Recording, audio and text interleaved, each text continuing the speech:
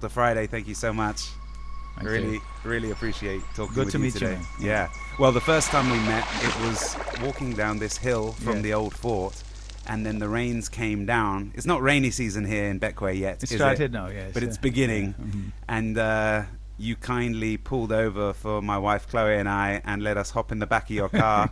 And then as I left the car, I introduced myself and you said your name, Godwin Friday, and later the friend who I'm staying with said, oh, well, he's the leader of the opposition and due to be the next prime minister. Well, we hope so. Yeah, exactly. So I think, I don't know what the opinion of politicians is like over here, but we're not having a great time in England at the moment. And the prospect that you would first meet a senior politician because they give you a free ride in their car and ask for nothing in return is a wonderful starting point. It was a bit of Bequia hospitality. That's really what it was. Well, I understand that is the way things go here because the hills are quite significant. The views are amazing. That's what you get, but the walk is stiff. Yeah. Well, I'm glad that I was able to help out, but I mean, it was drizzling, so and here we are. Yes. Well, I'm looking forward to telling you a bit about what we've been up to this week as we've been adventuring here. And I think, as you know, we are on the way to World Oceans Day at the UN, where I've been lucky enough to give a short address about listening to the ocean and this work that we're doing. This is a hydrophone. This is the microphone that we've been putting in the waters here. So I've done it down by the walkway that Action Bequia have sorted out. Yes. And yesterday we went over to Tobago Keys. I saw the incredible turtles out there, and that was a bit of a stormy day, so that was interesting. And tonight I'm going to go out to where the big boats come in and where the dive spot is there and put it out for one last time. And I captured 5 great sounds today, which I'll send to you afterwards. But we can talk more about this later. But before we get into the ocean and what it means to you and what it means to the economy and the community here, I'd love just to hear a little bit about your journey. Obviously, most people that listen to this are in the UK and the US. So tell us about your life in Bequia. Did it start here? Oh, yeah. Well, I mean, I grew up here. This is my home. I was born here. I went to school here. So I remember when I first went to primary school, crying to go to school, and then once I get there, crying to go back home. But I grew up here. I went to primary and secondary school here, and on the mainland, we call it, in St. Vincent when we did. Vincy? Yes, in Kingstown. For when we did what back then it was called A-levels. Now we call it Cape here. So my early education was here in Bequia and in Kingstown, and then later on I went to Canada to study at university. I was at the University of Waterloo. Sorry, I have a bit of cold, which I've had for the last week and a half or so, and I keep thinking it's gone, but then, it creeps back up on me. But hopefully this is the end of it. Yes. So, so I was saying I went to university in Canada. I worked in Canada for a bit. I attended Waterloo University and then to Queen's University. I'm a lawyer, trained at Queen's, and I practiced in Canada for a bit. Worked with the Department of Justice there, and then I came here and established my own practice and became a politician. So, how long have you been a politician? Well, I came in 2000 and was elected in March of 2001. So I've been involved since then directly. I mean, of course, I've always been, as a youngster growing up here, interested in politics and what's happening. Small communities, so you tend to know what's going on and to take an interest in what's going on. But I've been elected as a member of Parliament since 2001 and have served this community here in Northern Grenadines constituency, which involves Bequia and Mustique, and in the Parliament of St. Vincent and the Grenadines. Unfortunately in the opposition, but we are working to change that. I understand it's been a fairly long... There's quite long reigns of the parties here. That your party and the name of your party is the New Democratic Party. Yes. New Democratic Party was in power for a long time, and then now the other party is in power for a reasonable amount of time. Yes, for a long time, too long. The time has come. But yes, it's been that way. I mean, the New Democratic Party was in office for 17 and a half years. This present government, they've been in office now for 23 years, and it's been a difficult time for us in opposition, of course, but also, I believe, for the country. And I think people are looking forward to a change. So that's my that's my job to bring that about, and we are working very hard to do it, and very encouraged with the response we're receiving from the electorate. Yes. Well, keep picking people up in your car, and I'm sure you'll be winning votes by the day. Unfortunately, some of the people don't vote here. So. But I saw on your Instagram your 5 key areas. Yeah. But before we go on to them, I have one more question about the past with Canada, and then being a lawyer coming into politics. One, is there a big connection between the islands here and Canada, or is that a unique thing for you? No, for your it's family? well, quite frankly, Bequia, the community here in Bequia, it's a small community. Mm-hmm. St. Vincent and Grenadine, small country, and a lot of people, young people, they get to a certain age and they migrate. Mm-hmm. Either to look for work, in my case, to study initially. And so there's quite a lot of connection there. I have family who still live there. Mm-hmm. My kids were born there.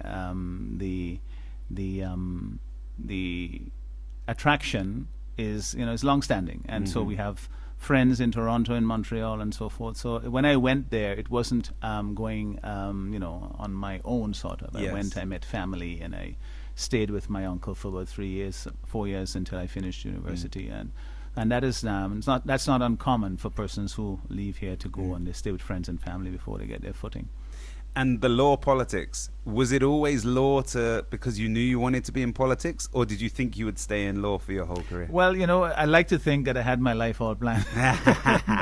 That's not what happens, right? I didn't see me coming here, I must admit. There you go. I mean, I really, growing up here as a young person in Bequia, this is before internet, right? I mean, I was here before there was electricity in Bequia.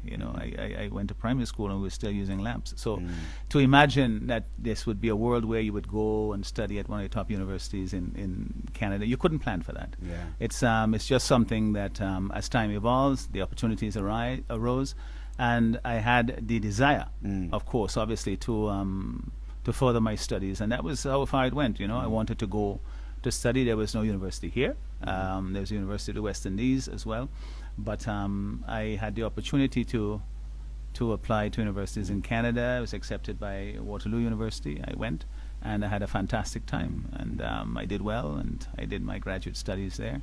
I went on to study law and do a PhD, so academically I've done well.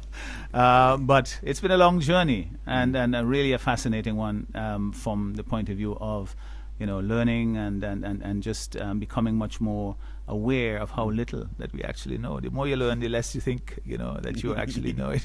Well, exactly, especially when out in the ocean, because as I learned last night, as we had to fix the engine halfway between here and the Tobago Keys, I realized we're very, very small in a very, very big place. Well, it has happened to me too, going from here to Mustique. Sometimes, you have little engine trouble, you got to stop and fix it and go on your way. And you hope you get it fixed before you get to Canawan drifting, But, yes, but that's one of the things that I have learned last night, and I aspire to in my own life. And we don't yet have children, but amongst my friends, we're beginning to have children, and it is to make them truly capable in the real world. And I think with the island life, it seems like whether it be boats or growing food or whatever it is, there's this it might seem obvious, but we've lost that connection to nature and the capability and the grown-upness that comes with being able to fix an engine, sail a sailboat, think about the weather, consider how to grow stuff, and we're having to reclaim that, but it seems to be natural and organic here. The kids we have to, in a sense here. I remember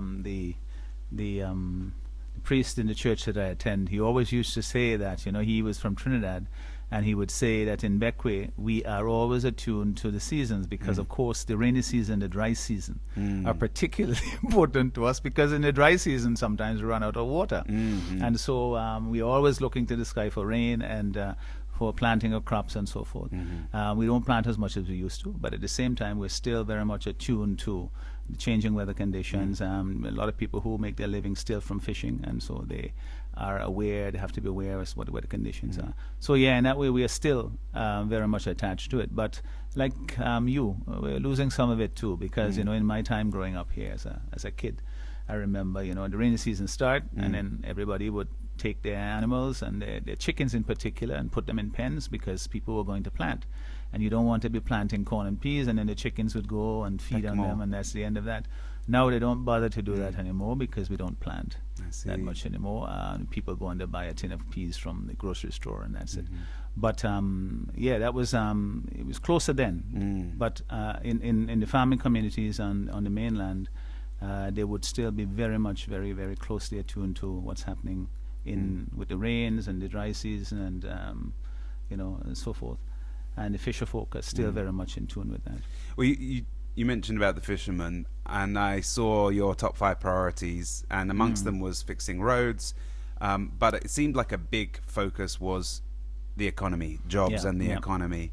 And, it makes me think, what is I mean, I can make a guess that tourism's a big part of the economy, and I guess that fishing is, but what are the big parts of the economy here, and what is the problem at the moment? If we're talking about St. Vincent and the Grenadines as a whole, as you know, I'm the leader of the opposition now, so my constituency is much larger than just here in for context, in Northern Grenadines.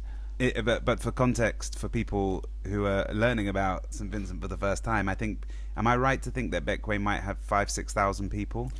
Yes, 5,000 thereabouts, and we have changes, of course, in the tourism season when we have more people, influx of people coming in, and then there's Mustique, and the country overall 110,000 people, I say, on a good day. But we have a large diaspora in the UK, in Toronto, and in, I would think, twice as many, as many people as are living here, living abroad, who have been Ascension nationals.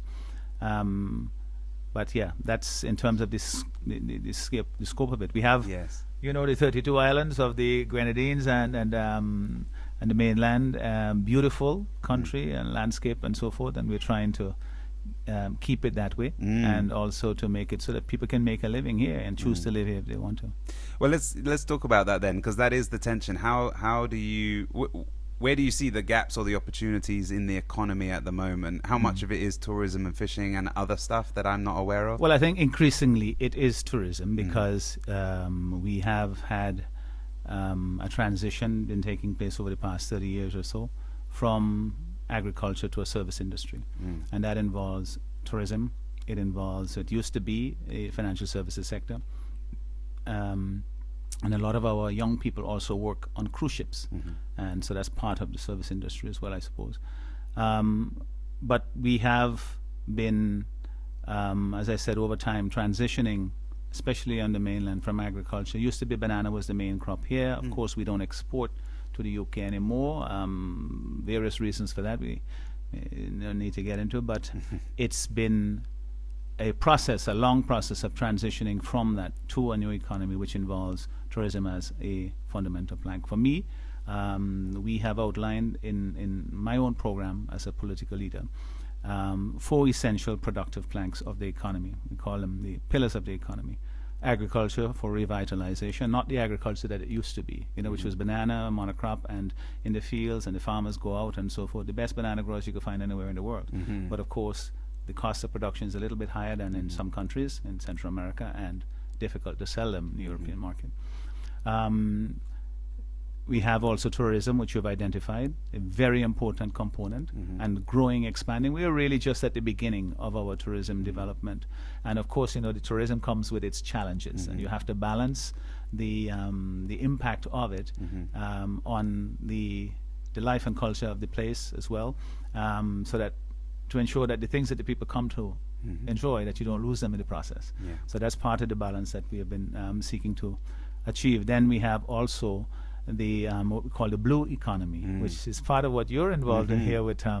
That is essentially, when I say exploiting, I mean using the resources of the sea in a way that is sustainable. And that is defining that challenge, is to utilize the rich marine resources that we have for us to make a living from it and for our own food security, but also to do it in a way that is sustainable, that is in keeping with international best practices. And then we have the 4th plank, which I call the new economy, which is essentially it's a way of capturing those things that we tended not to treat as economic activity in the past. We thought of them more as, almost like hobbies or culture.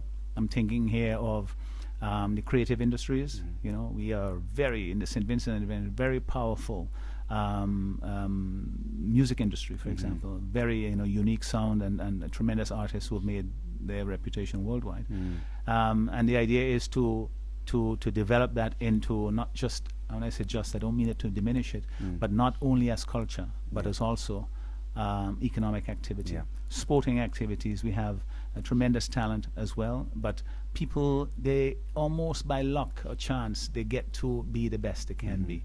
And we say that we should make that a system, a structure in place so that people can develop the talent. And some people, and now especially in cricket, for example, where there's so much opportunity abroad, so that people can actually make a living doing it. You get 4 or 5 youngsters making a decent living doing this kind of activity. Transforms a village.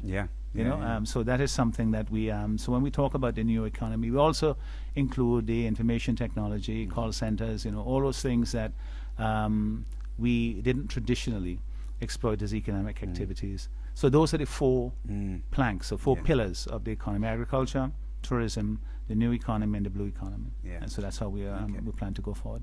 Well, I'd like to talk more about blue economy, but I've just remembered that a couple of years ago I spoke with a guy called Avinash Prasad, who works with Mia Motley in Barbados as like economic advisor. I don't know what the relationships are like and how that all works, but essentially one of the things he made clear to me was that when there are environmental, climate change related weather events, painful, disastrous weather events, they disproportionately affect small island nations because they're exposed, because the infrastructure is not there compared to, and he gave me some stats about the difference between when there was a big event in Germany and a big event on, I think in Barbados actually. And so from a far away perspective, which I'm not now, I'm here with you and we're talking about it, but from a far away perspective, I've been worried about small island nations. I know we're not quite in the southern hemisphere, but especially in the southern hemisphere, that have done the least to affect the climate, but are disproportionately the ones who are most likely to suffer the effects. Have you seen the effects of climate change here in your lifetime so far? Well, of course, definitely. I mean, we didn't know it as climate change, of course, growing up, but the transformation of the seashores, the beaches areas have been dramatic even in my lifetime. I mean, there are places that you may be familiar with now down by the Green Bowley that from the walkway that goes around all the way up to the harbour to Franchipani and those areas there. As a kid we used to play soccer on the beach there, and now the water is like 2 feet against the wall. I see. And so this has been a transformation that has taken place during my lifetime. And it's just that the water has risen and it has taken up the beaches in those areas and other areas. And so we have seen it now. The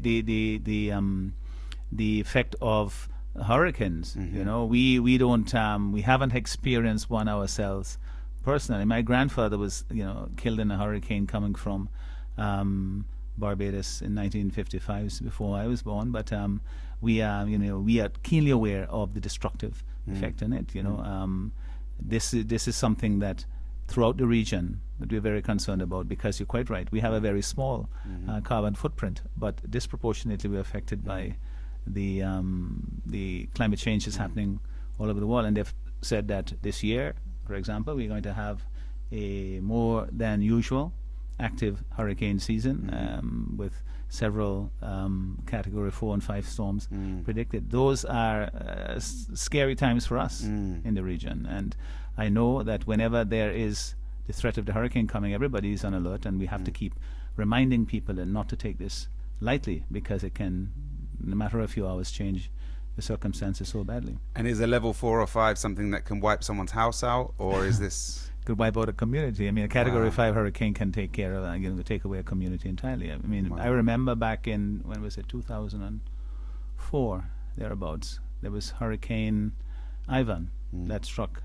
Grenada. It just transformed the landscape overnight. I visited there a couple of months afterwards, and it was still looked like Armageddon, really. So it is, the effects can be devastating, to say the least. Have you been hit with anything in recent years? Well, for us here, we have not had a direct impact. There was a couple of years ago up north and in the community of Fancy, where there was a storm hit there and touched the northern part of the island, but we haven't been hit full on by a large, severe storm, hurricane. And then for that reason, people feel like somehow we are blessed, and that we will always be spared the worst of it. But of course, for us as public officials, our job is to say, don't take this lightly. Do not let your guard down, because these things, they happen. Do people have home insurance here? Some people do, Yeah. but most people don't. Because there must become a point where the amount of damage that comes from storms becomes so expensive that it becomes uninsurable to have what I would find as standard to have home insurance and stuff. Because Yeah. Well, I don't think this is not something that most people worry about in the building, to be honest. We always have hurricanes in the back of our minds, but as I say, a lot of people feel that in my lifetime I haven't seen one, so it's not going to happen. But of course, we have to be always. The hurricane season started 2 days ago, 1st of June, and so always we appeal to people, to take the precautions. They're loose galvanized on your roof, that is the sheetings on your roof, loose things around your property, secure them, so that there is you can mitigate the damage and the danger to life and property. And some people take it seriously, some don't. We keep preaching, however, and hopefully the ones that need it will do it. So can I tell you a little bit about what we've been doing? Certainly. That's you don't understand my reasoning. That's my primary reason for being here. No, I thank you for making time. So just a little bit of backstory for me. 3 years ago, I met this professor because I sailed to COP26, the environmental conference in Glasgow, and met him as we were making a documentary, and he put one of these in my hands for the first time, and we put it down underwater. You program it the way you want to, and then you put it down to record, and you can set it on any schedule you like. And it's actually a really sensitive microphone. And what I didn't realize was that sound travels 5 times faster underwater, and it degrades at 7 times less than it does in the air, because the molecules are so dense. So and when you think about it, we know that dolphins communicate through sonar, and actually our eyesight doesn't work very well underwater. We can see 20 meters, maybe 40 meters, 50 meters in your waters because they're so unbelievably beautiful.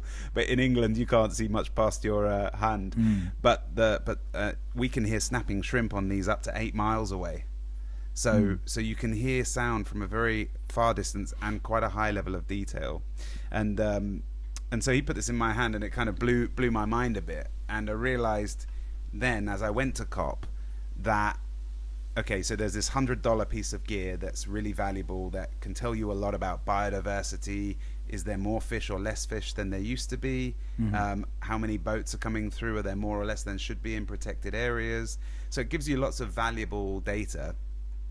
He also told me things like there's a dusk chorus. So just like there's a dawn chorus with the birds in the trees, we get a dusk chorus of fish at night, and that's what I'm going to be doing, going out on the bay with Dive Beckway, Dee Dee's taxi, Dee Dee's water taxi. I'm going out with her, and I'm going to go put some recorders down. But actually on the walkway this morning, I heard 5 different fish calls just from recording for 5 minutes on this piece of gear. Wow. And yesterday we went out to the Tobago Keys, and it was, as I said, a bit stormy, a bit crazy, and so we didn't actually get the best recordings, even though we saw 5 turtles in 2 minutes in the Tobago Keys, which was just a dream for me. I felt like I was in a Disney movie.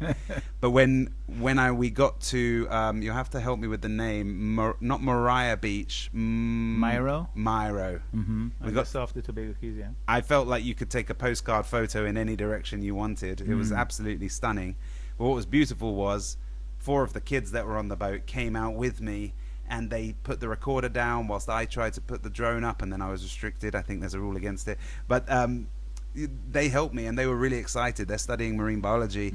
And afterwards, I agreed that I would leave this hydrophone for them on the mainland. So they're going to have this, and because one of the girls was told by her teacher that the project she wants to do, she wanted to do something in Tobago Keys. And he said, oh, no, that's more like, she's 15. He said, no, that's more like A-level or, college. and she was disappointed. But then we said, no, with this gear you can make it happen. So I'm really excited about that. I didn't realize that we would meet youngsters here that would be excited and capable. You know, like I said earlier, they're very awake and caring and excited about their ocean. So we're going to give that to Sarah and to Kai, and they're going to carry on making more recordings. Wonderful. And we're going to build, and this is all kind of just coming through as we're here, you know, because I didn't know exactly how this trip was going to work. I just knew I wanted to bring something fresh to the UN, and I knew by being here and meeting people, I would do that. So we're actually going to build so there's a part I didn't say, so we'll come back to the science, but there's a part I want to say quickly, which is that the reason that I came here was that Sylvia Earle, who has an organization called Mission Blue, has identified 160 hope spots around the world that are where her team and the communities that have submitted the ideas believe are the most pristine bits of ocean, and that still have that sound of hope in them, even though there's so many degraded corals and environments in the water. And Tobago Keys, all around here, we're right in the heart of one, and so that's why I came here, because it was somewhat en route to New York, and I wanted to capture the sounds and bring them. And did you? Yeah. Well, we got 5 this morning, and hopefully I'll get a few more tonight. Wonderful.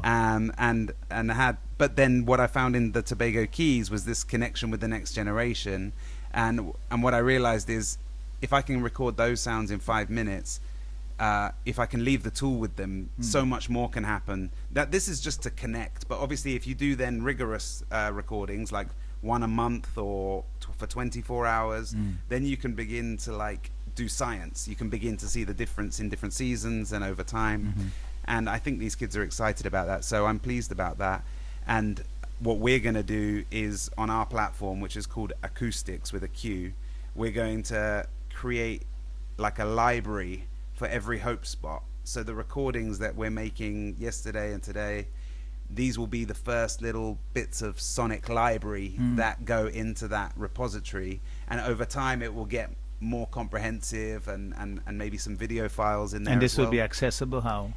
On the internet. On the internet. Yeah, shared via the internet. And then so these kids and others, whoever wishes to participate, will be able to use the files for themselves, but also to upload them and share them with others, so that we can build more and more knowledge. And it's a bit of a unknown adventure as to all the things we'll learn.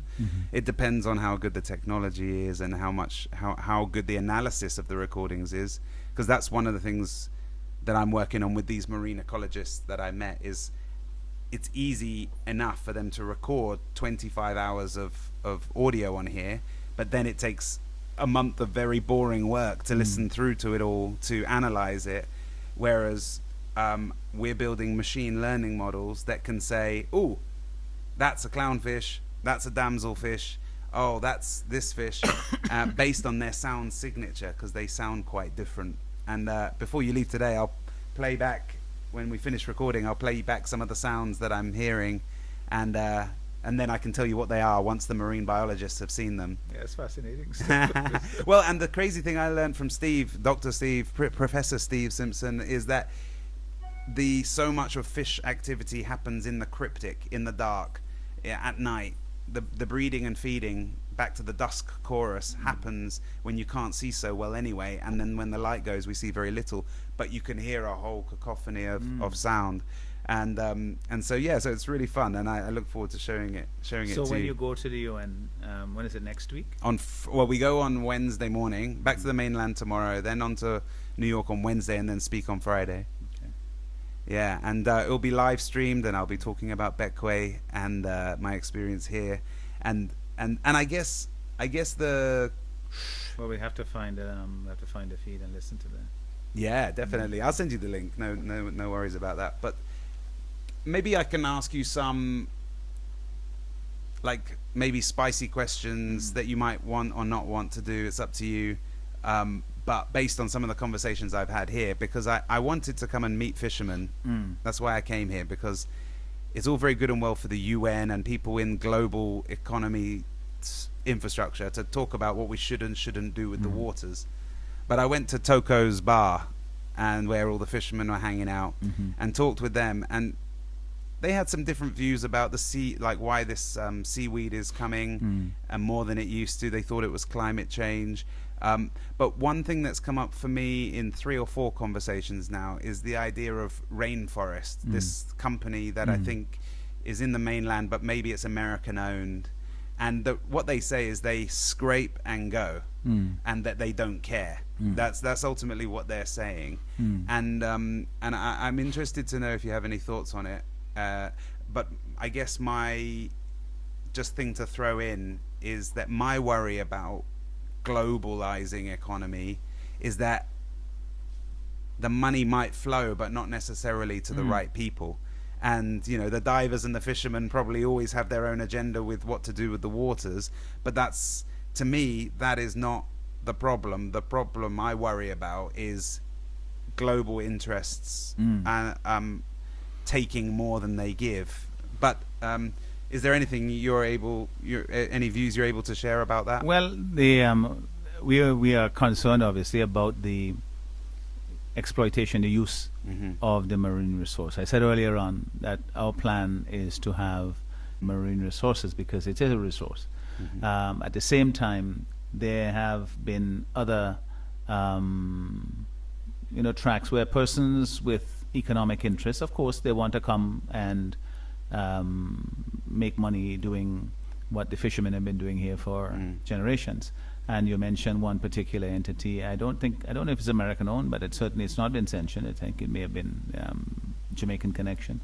But in any event, it's the use or the purchasing of the seafood catch, mainly conch and some fish and lobster, has to be monitored to ensure that you don't overfish, and that's what's going on now. There used to be a time when you could catch lobster anytime you want, but a season was instituted. The fishermen, they have gotten used to that, and they have respect that because they know that they want to have the season, they want to have the product into the future. And similarly, this has happened with conch, and the idea is to manage the resource in a way that the local fisherfolk can make a living from it, but at the same time that it's there for future generations. And any entity or any policy, any plan, any should I say practice that's allowed by the government to move away from that, to just have a short-term view of the exploitation of the resources, would be counterproductive. It's something that we are completely against. My own party, we have said that we don't have here now a separate ministry of fisheries. We have a ministry of agriculture and fisheries. And if you think the two of them don't seem to go together very well, they're completely different activities. So my plan is to separate them out and to have a ministry of fisheries and marine conservation. And the idea is to, right away, immediately, you know that the two things, the use and the conservation, are the same ministry. They're the same concern. You can't simply use indefinitely and in a wantonly reckless way and expect that it's going to be in the future. One generation can't essentially do it at the expense of future generations. So any policy, any practice that goes away from that, I'm completely against and would discourage, and certainly government would not permit. So any talk of any entity, whatever the names may be, that seem to think that this is something that they can do here, it will not be allowed. No, I really like that idea of keeping it in one department that holds the balance inherently within the department, rather than fighting between departments. And in farming in England, at least, we have like a crop rotation idea where you leave a field to go fallow for a while, which is the same idea as the seasonal thing. It's helpful for yield overall, but only if structured in the right kind of way. And you see, if you have some people like the fisher folk here, they will tell you they do conservation themselves. The fishermen, when they go out, they do certain areas that they don't fish because they are essentially allowing them to regenerate, and they do some of that themselves, and they are more aware of the difficulty it takes to catch conch, to harvest conch now. If you have to go further and deeper, that's obviously something that they will know before anybody else. Yeah. So Well, someone was telling me it's like 120 feet they have to go now. yeah, and before you could have walked on the beach and get them, Yeah. but it's not, well, not on the beach, but close to shore, Mm. But it's not something that we are unaware of, there's some people who are much more attuned to it and are doing things and are pushing government to conserve while we use, and that is something that I welcome, because I think it is the constructive way in which to use the resource and to ensure that it's available for future generations. You can't rip it all in one day. Well, let's turn back to the science for a minute. And the most exciting part of the research that I've learned from Steve is actually about the power of sound to regenerate corals. And actually, I had a conversation just today with Kathy from Dive Beckway, who pointed me towards Dee's Water Taxi. And she has some coral nurseries where she's trying to regenerate corals over where the dive anchors are in the bay. And this is, to me, this was mind-blowing when I heard this, that if when the coral larvae are spawning, you play the sound of a healthy reef through a speaker on a degraded reef, it can cause the settlement of the coral larvae to be many, many, many times greater. Really? It's like they hear the band playing and they come into the club, But actually, it's almost like they hear the band playing and the club builds itself, because obviously the coral is the house, the club for the fish to live in. But it's how do you create the new club or regenerate the club? So that is very experimental research, only done at the moment in Curacao, Maldives, and in the lab, as far as I understand. But it's very exciting, the idea of and it being sounds able like to, a very cost-effective way of regenerating. and I think it's relevant for real-world nurseries specifically, because in the lab you're abstracted from the real ambiance of the environment. But certainly, I mean, there are areas here, even in Beckway, where the divers go out and so forth. But I recall that when I was growing up, I mean, there were reefs in the harbor, right, just across from where the Plantation House Hotel is out in there, and then closer to the Hamilton side and so forth. There were reefs right in the harbor there. But my understanding is that they are dead. I mean, if they can be regenerated, that there is some life in it, then that would be a healthy and wonderful thing. But we certainly have to protect the ones that are still alive and healthy, and make them so that they're sustained going forward. I know a friend of mine who was doing some work in the area had expressed some concern last year about bleaching, that there were some problems that were identified recently, and certainly that is a worry, and persons with the expertise I'm sure have been alerted and will do what they can to advise us as to what is the cause and how we can prevent it, and turn it back, so to speak, so that we can have healthier reefs and coral. Because it's so important. It's important for the environment in general. It's important for the enjoyment of our seascape. It's important for tourism, which is one area that we are promoting as well, that you can have places where people can come and have an interesting dive experience, and leave the place the way it was when they met it. Well, I can say that there's definitely still amazing stuff right there outside of a Plantation House, because just there I saw this massive bright red crab like this, and I've never seen anything like that before. I've only seen it in the Disney films, like what's his name in the Little Mermaid, have you seen that film? Yeah, I have, yes. Yeah.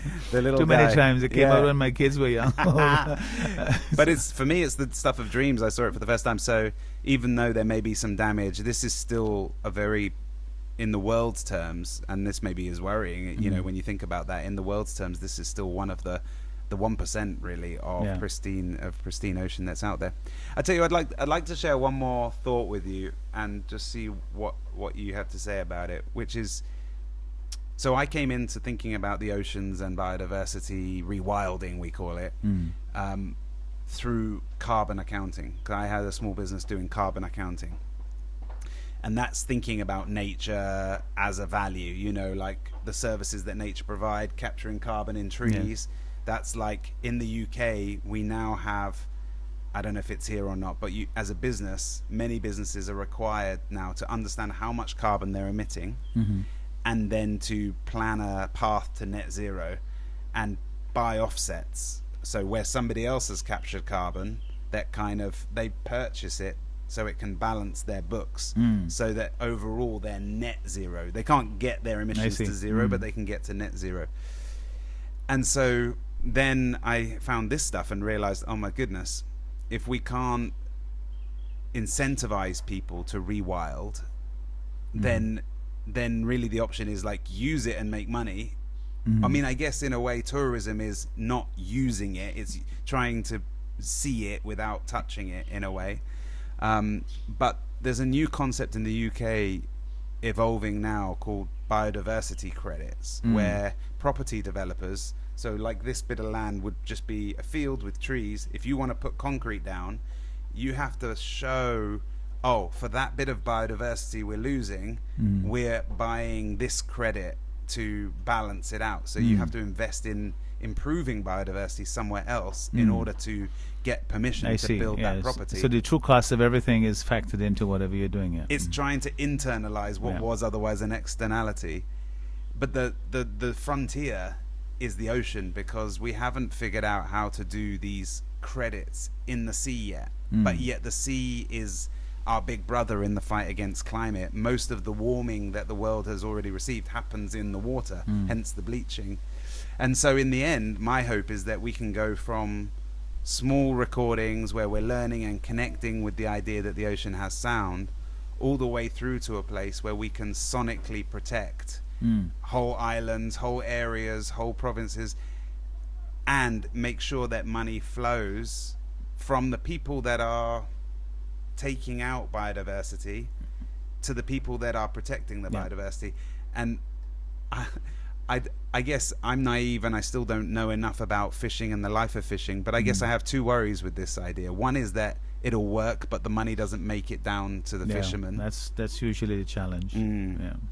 And the other is that the fishermen would not embrace the idea that they have a job to, like, another kind of job as well as fishing, another job to take recordings and to I think, help once protect. it is because people are rational economically mostly. They will do things that are in their economic best interest. So if it can be shown that this is something that you benefit from economically as well, and not just my grandchildren, but me, and my next generation, then of course they would be interested in it. So it has to be, it can't just simply be one way where you are giving and you are always asked to give, and people will see the need to do it but not feel that it's justified, that they're the ones always have to make the sacrifice. And this is why the whole notion, you talked earlier on about the small carbon footprint of the countries in small island developing states, whether it's here in the Pacific. And it's something that I know that the political leaders in the region have been pushing, is to say, how do we, magnify our voice, as small countries, to say, well, listen, this is a problem that is big for us, even though we've contributed little to it. There must be a way in which we can somehow address this from an economic standpoint, not just, and I say just again, not to minimize it, but not only from an environmental point of view, where we all recognize the importance of doing the right thing, but it can't be at a disproportionate cost for people who are still, basically living, a lot of people in poverty.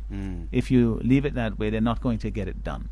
So there has to be a way to use the word you use, incentivize those persons to be, not just to know it, but to want to do it, and to do it not just episodically, but to do it, as part of life, of living. This is how we do it in the future. This is how we do it now. This is how we do it in the future, because that is the only way that we are going to survive as a planet. Two thoughts for you, and then maybe we can I can just ask you if there's anything else you would like to share to our viewers, wherever they may be. One is music, and you mentioned the richness of the culture and the music here. One thing that's been happening in the UK, and we did it at COP, is we took all the sounds that we recorded and I sent them to a music producer friend, and he made a song completely from ocean sounds. Oh, really? In the Irish Sea, and it was amazing. And when you get people listening actually to the ocean sounds, it does something quite powerful. So Yeah. there might be a fun thing we can do there with some of these sounds. We can put them in the That would hands of be a musician phenomenal, that's here. yes, yeah. I would love to be a part of a song from SVG that had some of these our samples inside it. And then we can there's also going one step further now, which is on Spotify trying to credit nature. So where sounds from the ocean have been used, using a fund to basically, you know, like how an artist and a producer and a writer all get parts of the revenue, the royalties, giving nature royalties when it's a partner in the song. And I think this is part of the culture I want to be in, is one where we truly internalize and recognize the value of nature in our everyday activity of love and of enterprise, you know. Well, I mean, I'm sure that there are. I have friends who are in that business. It has to be something that you would be talk to them and see if this is something that they're interested in doing. You know, it's certainly it's a novel idea. So, well, I tell you what, I'll take the sounds off here. I'll send them to the marine ecologists to label them so we know what we're listening to, and then I can send them to you. And if you think someone would be interested. Is that a car or thunder? That is thunder. That's the thunder. Here we We go. are definitely in the rainy season, Yeah. as I told you. And the forecast was for rain over the next, for the last 3 to 4 days, and we are having it today again. Well, I'm hoping it clears up so I can get one more. Otherwise, the only aquatic samples we'll be getting will be rainfall on the roof. Well, it doesn't look very promising, but But if I've learned one But, thing here, everything changes very quickly. very quickly, yes. Yesterday, for example, I was on the mainland and going to a function, and there was so much rain, I thought, there's no way we're going to have it. And then, of course, as soon as we were supposed to have it, there was sunshine, and it lasted right through the session. So Yeah. hopefully you will be able to get your work done this evening. From this conversation, as I'm trying to synthesize it all, I kind of wonder if there's a way of encouraging. So when there's seasonal fishing, when we're encouraging fishermen not to take certain catch out, I wonder if in those periods there's ways for people like me to figure out ways to incentivize, encourage that workforce to be the ones helping to, you know, make the right recordings that could lead to these biodiversity credits, the money flowing into the country and right into the hands of the workers who could do the work. I think, of course, as I said, I mean, there is always an economic incentive that helps to be a pull. But there's, you know, the fisher folk, the ones that I'm familiar with in my own community, they're not irresponsible people. You know, this is what they make their living from, and they want to see it there. But the thing is not to just essentially impose stuff without their involvement. Yes. And that is the approach that is now being followed more, is you get them involved from the beginning, and you say, listen, this is the situation, this is the challenge. And they will tell you quite clearly what the problems are. Yeah. And so we ask the question, how do we solve this going forward together? And including them in the discussion, not assuming, you know, that this is science beyond them or whatever. No, indeed. That is something that I think is necessary. Because it's a conversation. And the buy-in comes from, you know, by buy-in I mean, you know, the people who are actually going to be called upon to put this into practice. These are the ones who have to accept it. You know, not just because you tell me, but because I believe it. And then if you do that, you will practice it, and you will encourage your friends to do it, and you will be part of the monitoring process, because when you see others not doing it, then you'll be more inclined to say, come on guys, let's you know, this is not the right thing to do, let's do the right thing. But to get them involved, that's what I would advocate very strongly from the beginning. And the first thing I want to do is get people to hear it, and I think once they hear it, it's different. But I would love it. I'd love to see a world here and everywhere else where it's easier for the local people to participate than it is for the global industrial companies, because it's not to exclude those global companies, but to not design it for them. Whatever you're trying to do in the ocean, I would love to be part of a world where the people that know and love and have been here for generations are the ones that are they're easiest to involve, easiest to reward, easiest to include in the ongoing Well, I don't have a protection. problem with that, because it benefits the people that I know and care about most here. You know, that's the kind of activity that they're involved in. That's the economy that they're involved in. And they are, you know, just as interested as anyone in protecting the environment. But of course, they have the other imperative of making a living from it. Yes. And so they have to find a right balance, and science can help them. Politicians like myself can help them. You know, NGOs who have come from time to time can help, but they cannot be treated as though they're objects. You know, they have to be included as part of the process, and that is where I believe we will get the best results from. Well, that will be maybe my next trip when I come here next. That will be thinking about experimenting with, talking with fishermen about doing stuff, and maybe scuba divers as well about doing stuff when they're not in their high season, etc. Dr. Friday, thank you so much. I've just cleaned my glasses as I'm getting a little bit of off spray here. Immersed in nature, immersed in the best way nature. This is a different kind of beauty. I mean, we love this. You know, growing up here, I mean, in some places you will see the rain and so on, and people get negative about it. But especially now, when it starts to rain, there's a little joy in your heart, because, you know, we've just come through the dry season of 3 or 4 months where there was very little rain, and sometimes several weeks no rain at all, and people have, you know, run out of water and had to beg or borrow from somebody else. But now this is it. Everybody will be happy. And you were asking me earlier on about being the closeness to nature. This is the closest we come. When in towards the end of May and June, and the rain starts and so forth, everybody feels that you're happy about that, because now you don't have to worry about water, hopefully. Yeah. Well, that was the coconut, I think. Coconut got blown, because we got a bit of wind too. You know, it's kind of stormy. I'm going to have that coconut.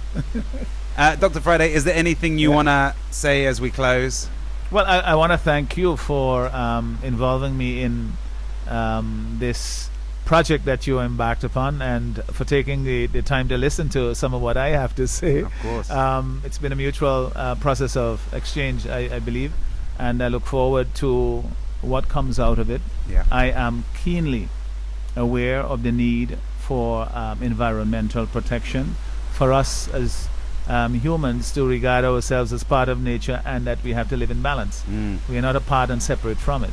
And more we are realizing this, and our people here, as you quite rightly say, they're very close to it, because we're a small community. We're still you know, harvesting and reaping in ways that we've done for a very long time, and what they want to do is to be able to continue to do so, but not at the expense of having all the beautiful fish and conch and lobster and all the stuff that we used to have years gone by. So we have to do it in a sustainable way. The work that you're doing suggests to me that helps in that process. So I'm grateful for it, and I hope to see you back here sometime soon. Let me know when you come, and I'll talk to some of the fisher folk that you definitely. Maybe we'll even get you in the water.